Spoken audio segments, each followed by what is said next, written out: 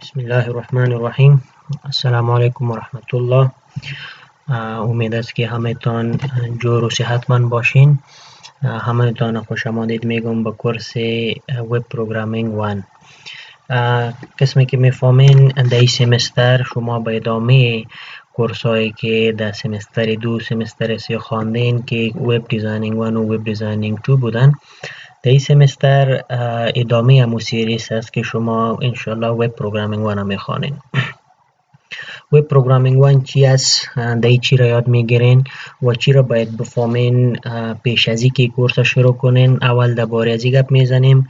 این اجندای درس امروزی ماست که کلی موضوعات سرش در این لکچر گپ بزنیم. منتها چون موضوعات یک کمی زیادتر است و بعضشان یک کمی تشریح کار داره، نمیتونم در یک ویدیو کلش ریکارد کنم، به خاطر از اینکه ویدیو با زیاد طولانی میشه. در ویدیو لود کردن و ویدیو دانلود کردن اپلود کردن باز یک کمی مشکلات پیش میاد. انشالله کوشش میکنیم که در 2 یا 3 ویدیو این کلی موضوعات ما کاور کنیم. در 2 ویدیو انشالله که کاور خواهد شدن. اول از همه درباره کورس یک کمی گپ میزنیم که شما بفهمین که کورستان چی است. کورس وب پروگرامینگ 1 عبارت از تکنولوژی های نوی وب دیزاینینگ است که در ما بازی از تکنولوژی های نوی وب پروگرامینگ اند دیولپمنت میخوانیم تا که شما بتانین دینامیک وبسایت ها را جور کنین. پیش از این شما وب دیزاینینگ 1 خواندین که در HTML و CSS یاد گرفتین که توسطش تا میتونستین که یک static simple basic layout of a website جور کنین، یک layout of a web page جور کنین، او را دیزاین کنین و مختلف کنتنتش را جای با جای کنین. بعدا شما وب دیزاینینگ 2 را خواندین که در اوجا شما ایراد گرفتین که یک وب پیج که در HTML و CSS ساختیم او را چطور اینتراکتیو کنیم و ریسپانسیو کنیم. اینتراکتیوش توسط شما سکریپتینگ لنگویج استفاده میکنین، کلاینت ساید سکریپتینگ لنگویج که جاوا اسکریپت بود که در اوجا شما یاد گرفتین که وقتی که ما اینتراکشن با یک وب پیج میکنیم، سر یک بٹن کلیک میکنیم یا یک کار دیگه میکنیم که عکس العمل وب پیج، بیهیویر وب پیج چی خواد بود، بیهیویر یک وبسایت چی خواد بود یاد گرفتین.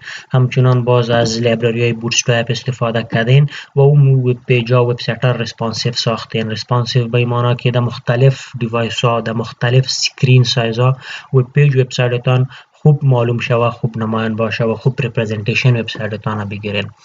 در این کورس به ادامه امو کورس ها ما امو وبسایت ها را یا بعضی از وبسایت ها را که تیار داریم درباره از این گپ میزنیم که چطور این وبسایت ها را دینامیک کرده میتونیم. تا حال در وب دیزاینینگ 1 و وب دیزاینینگ 2 شما درسایی که خواندین، وبسایت ها و پیج هایی که شما جور میکردین کلشان معمولا استاتیک وب پیج، استاتیک وبسایت بودن که دیتاش کنتنتش معمولا فیکس می بود. اینجا ما رو یاد میگیریم که یک سرور ساید اسکریپت چطور انجام بدیم، نوشته کنیم، با چی سنتکس می باشه، چی کارهای کرده میتونیم، دیتابیس با وبسایت خود چطور وصل کنیم، کدام اپریشن ها انجام داده میتونیم و کنتنت وبسایت خود دینامیکلی چطور از دیتابیس فچ میکنیم، چی راه وجود داره و کدام راهشان بهتر راه هستند.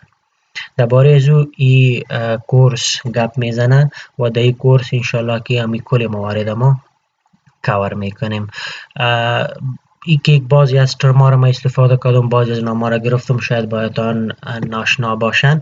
ما در ادامه کورس، در ادامه همی لکچر انشالله کلشان واضح میسازم.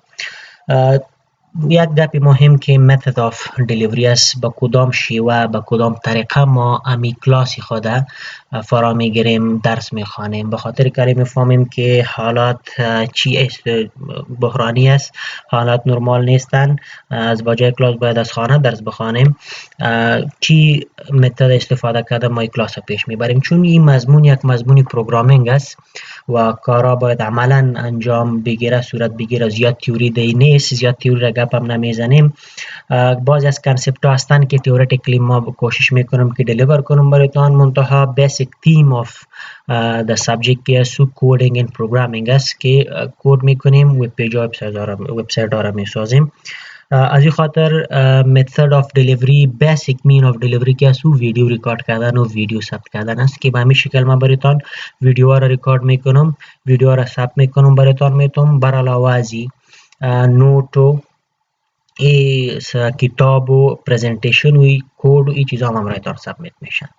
که درباره کورس متریال اگه گپ بزنیم، ما در این کورس خود اینی سلیبس رو فالو میکنیم که از طرف پانتون تعیین شده. به ادامه کورس های پیش باید پیش بریم. منتها بریزی کورس پریریکویزیت که است او کورس های پیشینی تان است. برای سابجکت پریریکویزیت سابجکت های پیشینی تان است. سابجکت های کدام پیشین؟ قسمی که ما پیش یادآوری کردم که وب دیزاینینگ 1 و وب دیزاینینگ 2 هستند. شما باید که با او بلد باشین، او را بفهمین تا که کورس ما پیش ببریم. اگر کس پرکتیس نداره، یاد گرفته پس از یادش رفته، باید خوب گپی است که یک مرور کنه بالای امو کورس های وب دیزاینینگ 1 و وب دیزاینینگ 2. باز اگر کلش هم مرور کردن نمیتونستین، چون قسمی که گفتم پریریکویزیت HTML CSS و جاوا اسکریپت هستن که دو کورس ها شما خواندین. اگر زیاد مرور کردن نمیتونستین HTML حتما و دقیقا ببینین، به خاطر که در بین وب پیج از تگ هایی که ما استفاده میکنیم حتما HTML انوالو است. زیاد سر CSS گپ نمیزنیم، سر جاوا اسکریپت نمیزنیم در کورس، مگم از HTML هیچ خلاصی ندارین. ایرا اگر کس پرکتیس نداره باید زیاد پرکتیس کنه، مرور کنه پیش از اینکه کورس ما شروع کنیم. از این وقت استفاده کرده در خانه میتونین از این چی کنین، پرکتیس تان پیش ببرین. ای هم خوب گپ است که بفهمین. من میگم که را باید شما بانین، منتها جبری که سرتان است HTML است، ولی ما در کد خود زیاد کد CSS و جاوا اسکریپت را تچ نمیکنم. اگر یگار نیم جای ضرورت بود میبینیم، اگر نی ما تیم خود پیش میبریم که عبارت از PHP است. باز در اینجا زیاد گپ میزنیم. خب درباره کورس متریال اینی سلیبس ما مکملا فالو میکنیم که در 16 هفته دیزاین شده، مگم چون قسم گفتیم حالات نرمال نیست، سمسترتان کوتاه شده، وقت ضایع شده، مجبور هستیم که این سلیبس 16 هفته را ما در 8 الی 10 هفته بگیریم و بخوانیم. باز به خاطر از این ما کوشش میکنم که مفصلا ایکولی موضوعات براتان تدریس کنم. منتها بعضی از موضوعات هستند که زیاد تکراری هستند که شما را هم خسته میکنه و او را زیاد اکثرتان میفهمین، باوری هستم، به خاطر که در یک دو سه مضمون رو خواندین تا حالی. در سمستر دوم خواندین، در سمستر سه هم خواندین، حالی دیگه سمستر 4 که است، باز که تکرار میشه خسته میشین و نه وقتتان هم ضایع میشه. او موضوعات ما باز یک کمی مرور میکنیم، طریقش در اینجا ما براتان نشان میتونم، دیگه کنسپتش همون کنسپت است که شما خواندین. چون پروگرامینگ هستی اینجا اکثر موارد هستن که شما در سی هم خواندین، در جاوا اسکریپت هم خواندین، در سی پلاس پلاس پروگرامینگ مضامینی که خواندین، فرضاً وریبل گرفتن، اپراتور، انواع اپراتور، اره، فانکشن، اف، کنترل استیتمنتس، لوپ، این چیزایی که هستن شما تیار بلد هستین. فقط شیوهش، سینتکس و طریقش در این جای در PHP و در پروگرامینگ ما یاد میگیریم. دیگه زیاد وقت از سریزی موضوعات ضایع نمیکنیم تا که به اصل هدف خود برسیم که او دینامیک ساختن یک پیج است، نه که ما در پروگرامینگ کلی کلاس خود ضایع کنیم. مطلب با introduction to the programming already شما بلد هستین. باز ما یک مرور سر هر موضوع میکنیم، هیچ موضوع انشالله نمیمانیم. کورس متریال تان کی است؟ این سلیبس ما به برایتان شریک میسازم، ایرم ببینین و تعقیب کنین. دوم قسمی که گفتم در LMS تان، در سیستم تان ما پریزنتیشن سلاید آرام میمانم. این کلی پریزنتیشن هستن که شما میتونین موضوع به موضوع تعقیب کنین و بخوانین. بسیار ساده انگلیسی و بسیار ساده کد و سینتکس و کلی چیزایی هستن. ایرا شما باز همراه خود مطالعه کرده میتونین. یگان این وقت بین ریکارد اگر من رفرنسی از ایرا میدادم با ایزیا رفر میکردم هم خوب است. اگر نه این مطلقاً برای شماست که شما ببینین و بخوانین و از این مطالعه کنین. همچنان نوت براتان تهیه کردیم بر علاوه از اسلاید ها. از این نوت هم شما خوانده میتونین، یک کمی مفصل تر و تفصیلش زیاد است نسبت به اسلاید. ایرم برای شماست، مطلقاً شما باید بخوانین و مطالعه کنین. و همچنان کتابای PHP و کتابای پروگرامینگ هستند که من برایتان شریک میسازم. بر علاوه از این سلاید و نوت و کتاب و ویدیو کدی که من نوشته میکنم و پیج یا وبسایتی که میسازیم او را هم من برایتان در مویل مثلتان باز شریک میسازم تا که اگر وقتی که شما پرکتیس میکنین مشکل بیاید از او کد استفاده کنین یا با ویدیوتان رو بیارین تا که اوجا مشکلاتتان حل کنین. بازم اگر مشکل بود، سوال بود، شما میتونین از ما در LMS هم سوال کنین. در LMS جای است، زیر هر موضوع شما کامنت و سوال خود مانده میتونین. باز من انشالله یا هموجا جواب میتونم اگر لازم بود. اگر جواب طولانی و تشریح زیاد کار داشت، باز در یک ویدیو جور میکنم یا در درسی که ما باز میخوانیم در 8 ساعت بعدی پیش از شروع درس سوالایتان را جواب میکنم. بر علاوه از این متریالی که ما براتان گفتم میتونم، اگر یک کس میخواه که آنلاین ببینه، شما با این وبسایت بلد هستین، w3school.com. در وبسایت W3 School که آمدین، پیش هم از وبسایت زیاد خواندین، در HTML CSS و جاوا اسکریپت. اینجا شما یک منیو، یک بخش، یک لینک به نام PHP دارین. سر از که کلیک کردین، این کورس PHP براتان باز میشه. شما از اینجا خوانده میتونین، از اینجا پرکتیس کردن میتونین. کویزایشان هم از بهترین جای است که شما یک به شکل منظم پیش برین. اگر در نوت زیاد علاقه ندارین، اینجا باز با مثال و با چیزا خوبتر دیده میتونین. یا ببینین سنتکس و یک موضوع اینجا واضح است که شما اینجا خوانده میتونین. این هم موضوع کورس متریالتان. حالی یک کمی در موضوع داخل میریم و میبینیم که سکریپتینگ چی است. ما که پیش گفتم تشریح که میکردم در کورس اینترودکشن، بازی از لغات ها را گفتم، بازی از ترمز را گفتم که شاید براتان ناشنا باشد. در بارز یک کمی گپ میزنیم.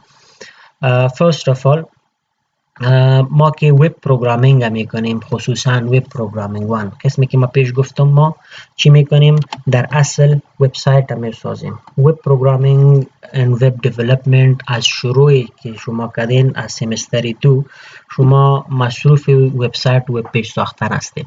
البته میفهمین که یک وبسایت چی است. وبسایت مجموعه وب پیج ها را ما میگیم. collection of web pages, collection of related web pages که بود، او را ما یک وبسایت میگیم. web page چی است؟ web page is any internet page that we can load and see in a web browser. در یک وب براوزر، در سافتویر وب براوزر، ما که یک صفحه اینترنت باز میکنیم، او را میبینیم، او یک صفحه اینترنت ما یک وب پیج میگیم. و وقتی که همون رقم صفحات اینترنتی که با هم ربط دارن، مربوط یک دیگه هستن، یک جای میشن، او را باز ما یک وبسایت میگیم. وبسایت ما معمولا پرکتیس چی است که توسط URLش اکسس میکنیم. URL چی است؟ یونیفورم ریسورس لوکیتر. این ادرس اینترنتی است که وقتی که ما یک وب براوزر است، گوگل کروم، مختلف براوزرها را شما شاید بشناسین، اپرا مینی، موزیلا فایرفاکس، اینترنت اکسپلورر، گوگل کروم یا هر وب براوزر دیگه که است، مهم نیست. وقتی که شما باز میکنین، در این بخشش، در ادرس بارش، یک ادرس یک وبسایت نوشته میکنین. اگر او وبسایت در اینترنت در کدام سرور وجود داشته باشه، براتان باز میشه. فرضاً اگر ما اینجا نوشته میکنم www.google.com و انتر میزنم، وقتی که به اینترنت وصل باشم، این ادرس در اینترنت میپالن و اوجا در هر سروری که این وب پیج و وبسایت قرار داره، برای ما میگیره. اینجا در سیستم ما در این وب براوزر ما نشان میده. یک وب پیج است، یک وبسایت است. و این چی است؟ یک URL است، یک ادرس وبسایت است که توسط از URL میتونیم یک وبسایت اکسس کنیم. این وبسایت وب پیج های هستن که آنلاین هستن، هاستد وبسایت هستن، برای زیاد هاستینگ گرفته شده، در سرور برای زیاد جای و نام و این قسم نام و ادرس گرفته شده و ما میتونیم اکسس کنیم. اینجا در این کورس این کارا رو ما نمی کنیم در اول، به خاطر که کل کارا رو ما لوکال میکنیم. ای که چطور میکنیم ما در آینده براتان تشریح میکنم. خب این گپ وبسایت بود. وبسایت شما میفهمین، میشناسین. از اول بازم یک مرور میکنم. بدون هستن وبسایت ها عموما. استاتیک وبسایت ها را میشناسین و دینامیک وبسایت ها را میشناسین. استاتیک وبسایت قسمی که پیش ما گفتم، تا حالی که شما کار میکردین، کل کارهایتان مربوطی استاتیک وب پیج و استاتیک وبسایت میشدن. مطلب کارهایی که شما با استفاده از HTML و CSS و جاوا اسکریپت میکردین، او وب پیج و وبسایت که جور میشد، ساخته میشد، او استاتیک وبسایت می بود. چرا استاتیک وبسایت می بود؟ به خاطر از این که کانتنت از وبسایت فیکس می بود. کانتنتش در قابل تغییر نمی بود، در حال تغییر نمی بود. هر بار که شما او وب پیج و وبسایت لود میکردین، امو یک شکل، امو یک دیتا، امو یک عکس، امو یک متن، امو یک عنوانی که شما در داخل کد HTML ماندین، همو را بار بار براتان نشان میداد. قابل تغییر نبود، منظم رگولرلی تغییر نمیشد. از این خاطر وبسایت ما چی میگیم؟ یک استاتیک وبسایت میگیم. گرچه وبسایت در هر جای باشه، در یک سرور مانده باشین وبسایت یا وب پیج تان، در امی سیستم لوکال تان، در امی لپتاپ سیستم تان مانده باشین، هیچ با اینترنت ربط نداشته باشه، منتها کنتنتش چون فیکس بود، استاتیک وبسایت عبارت از وبسایت می باشه که چیزی که در بین وبسایت است، امو دیتا و کنتنتی که است او ثابت می باشد، در حال تغییر نمی باشه، هیچ وقت رگولرلی تغییر نمی کنه. این قسم وبسایت ها را ما استاتیک وبسایت ها میگیم. برخلاف از این وبسایت هایی که هر وقت در حال تغییر باشند، هر وقت امکان از این است که یک چیزی نو، یک دیتای نو، یک کنتنت نو در داخل وب پیج یک وبسایت شما ببینین، او وبسایت ها را ما دینامیک وبسایت ها میگیم که اصل موضوع این کورس ما همه قسم یک دینامیک وب پیج و دینامیک وبسایت ساختن است. فرضاً اگر من مثال براتان بتم، وقتی که شما یک صفحه لوکال ساختین، مطلب از با استفاده از HTML و CSS یک چیز ساختین و او را میبینین، او معمولا یک استاتیک وبسایت می باشه، اکستنشنش که .html می باشه. فرضاً اگر من یکی از این صفحات باز کنم، این قسم ای را ما یک استاتیک وبسایت میگیم. چرا؟ به خاطر از این که هر بار که من وب پیج وبسایت باز میکنم، چیزی که دی است هر وقت همین چیزا رو ما میبینم. گرچه من یک ساعت بعد ای را باز کنم، 2 ساعت بعد، یک هفته بعد، یک ماه بعد، یک سال بعد، به خاطر که کنتنت از این پری بیلد است، در کد نوشته شده. این عنوان اگر شما میبینین، این متن میبینین، این اکسار اگر شما میبینین، این منیو ها را، این لوگو، همه چیزی از این هر وقت که شما وبسایت باز میکنین، امی یک اینترفیس، امی یک دیتا، امی یک کنتنت بار بار شما میبینین، این وبسایت عبارت از یک استاتیک وبسایت است. برخلاف از این شما کلتان فیسبوک استفاده کردین، اکسپریانس تان با فیسبوک چی است؟ هر وقت که شما فیسبوک باز میکنین، شما یک پست نو میبینین، شما یک عکس نو میبینین، شما یک نوشته، یک متن، یک ویدیو نو میبینین. هیچ وقتی تو نشده که فرضاً شما فیسبوک باز میکنین، همو یک پست 10-15 پست که دیدین، باز یک روز بعد که باز میکنین همو 10-15 پست هیچ چیزی نو نمیبینین. چرا که او یک دینامیک وبسایت است، هر وقت در حال تغییر است. یعنی قسم هر وبسایتی که دینامیک باشه، او را باز ما چی میگیم؟ در کنتنتش در حال تغییر باشه دینامیک وبسایت میگیم. فرضاً اگر ما بیایم مثال وبسایت پانتون سلام براتان بتم، این وبسایت پانتون سلام یک دینامیک وبسایت است، منتها با او اندازه قابل تغییر نیست که فیسبوک است که در هر ثانیه که شما رفرش میکنین یک پست نو میبینین. منتها این یک دینامیک وبسایت است. از چه قراره؟ از این قراره که شما هر وقتی که در این وبسایت میایین، شما یک اعلان نو، یک پست نو، یک ایونت میبینین، یک اطلاعیه را میبینین، یک استاتستیک میبینین که در حال تغییر است. فرضاً اگر امروز این ولیو 13 است، فردا 14-15 بوده میتونه. امروز فرضاً اگر شما نظر این ماسله میبینین، فردا نظر دیگه ماسله میبینین. این کنتنت از این وبسایت که است در حال تغییر است، متغیر است. ای که در چقدر وقت تغییر میکنیم، در یک روز، در 2 روز، در ماه، یا هر وقتی که ضرورت میشه، یک گپی علیه است. یک قسم وبسایت ما دینامیک وبسایت میگیم که کنتنتش در حال تغییر باشه. و فرق استاتیک و دینامیک وبسایت همین چیزایی که ما گفتم اینجا یک کمی سلسله وار شما ببینین. استاتیک وبسایت pre-built content is same every time the page load. همیگه پاکی زدم هر وقت که ما یک استاتیک وبسایت لود میکنیم، باز میکنیم، همون کنتنت، دیتا، چیزایی که در بین وبسایت است او پری بیلت هستن، چون در داخل کد، در داخل تگ HTML شما نوشته کردین، قابل تغییر نیستن. مگم در دینامیک وبسایت کنتنتش رگولرلی جنریت میشه، مطلب با نظر به مرور زمان، نظر به وقت یک کنتنت دیگه و دیگه کنتنت دو می باشه. استاتیک وبسایت ها معمولا در HTML جور می باشن، همیالی که ما گفتم براتان، و کنتنتش در بین تگ های HTML ثابت می باشه. فرضاً شما یک پی تگ گرفتین، در بینش یک متن نوشته کردین، هر بار که شما وبسایت باز میکنین، در امو پی تگ امو دیتا است. برخلافش دینامیک وبسایت ها که هستند در اکثر سرور سایت اسکریپتینگ لنگویج ها نوشته می باشند. فرزن PHP، سرولت، JSP، ASP.NET و غیره و غیره که موضوع ما هم همی است که یکی از این سرور سایت اسکریپتینگ لنگویج ها را در کورس میخوانیم که عبارت از PHP است. مطلب با استفاده از PHP دینامیک وبسایت ها را جور میکنیم. در استاتیک وبسایت هر بار که ما به وبسایت ریکوست میکنیم در ریسپانسش امو یک چیز برای ما روان میکنه، امو گپی که پیش گفتیم. فرضاً ما که در استاتیک وبسایت نوشته میکنیم www.google.com، اگر فرضاً مثال بگیریم که گوگل یک استاتیک وب پیج وبسایت می بود، هر بار امو یک وب پیج ما میبینیم ایرا امو یک ریسپانس برای ما روان میکنه، یک استاتیک وبسایت می باشه. مگم در دینامیک وبسایت وقتی که ما یک ریکوست روان میکنیم، فرضاً امیالی که براتون گفتم www.facebook.com یا www.salam.edu.f وبسایت سالا میبینیم. وقتی که ریکوست میکنیم در ریسپانسش یک مختلف HTML ما میبینیم. مختلف HTML به این معنی که کنتنتش تغییر میکنه، یک بار یک کنتنت، دیگه بار دیگه کنتنت ما میبینیم.